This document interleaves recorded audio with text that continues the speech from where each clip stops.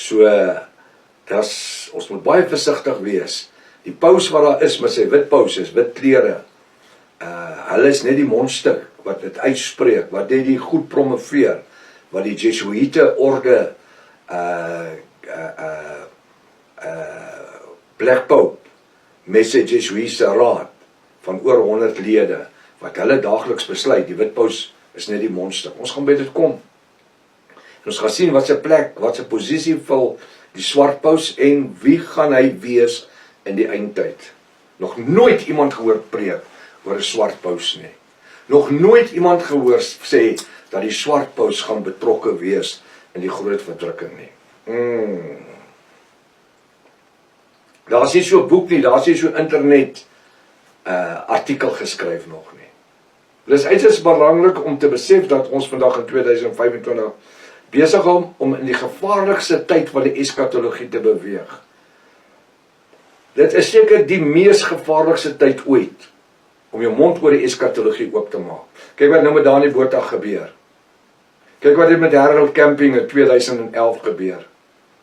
Kyk wat het met pastoor, wat sy nou, gaan op hom kom in Amerika, met die Blood Moons, wat gesê die 3 bloedmaande, die aarde sou vergaan, en die wederkom sou plaasvind, en John Hagee, dit is nou maar goed dat dit so opkom, en so kan ons aangaan en hulle noem.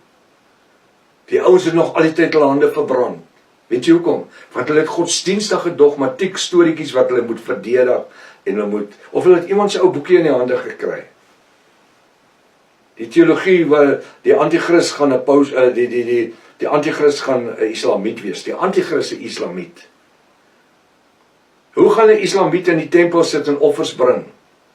Waar het jy ooit gesien 'n islamiet gaan sit in 'n tempel en bring offers?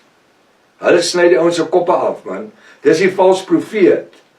Openbaring 13, gaan kyk na Openbaring 13 vers 1 tot 9. Die dier wat uit die see uitkom, met die 7 koppe en 10 horings, is dieselfde Babyloniese hoermoeder wat in Openbaring 17 vers 1 tot 8 sit, en regeer oor die waters. Sy sit op die waters en sy regeer.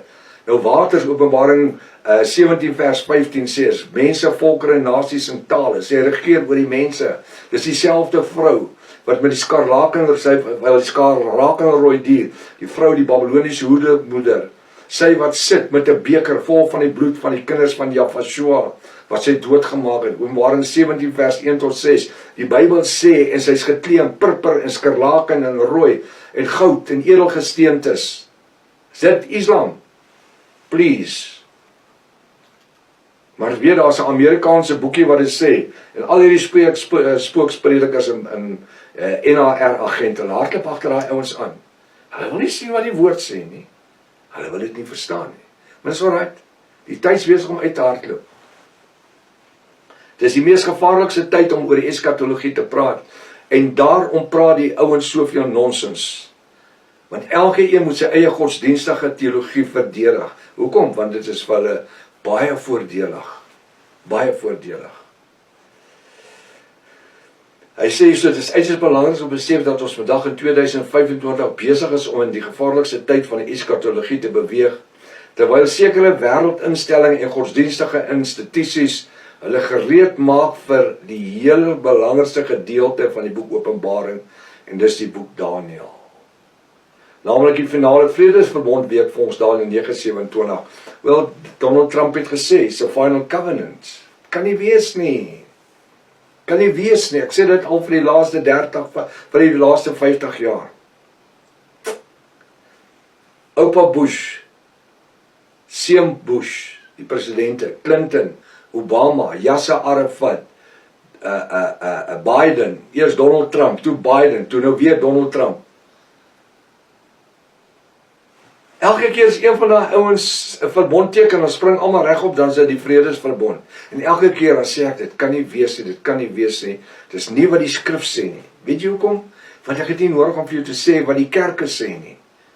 Dis hulle wat die kerke sê. Weet jy, die ding wat nou sterk hardloop, is dat Amerika gaan die antichrist wees. Amerika. Het kan nie 'n land wees wat die antichrist is nie.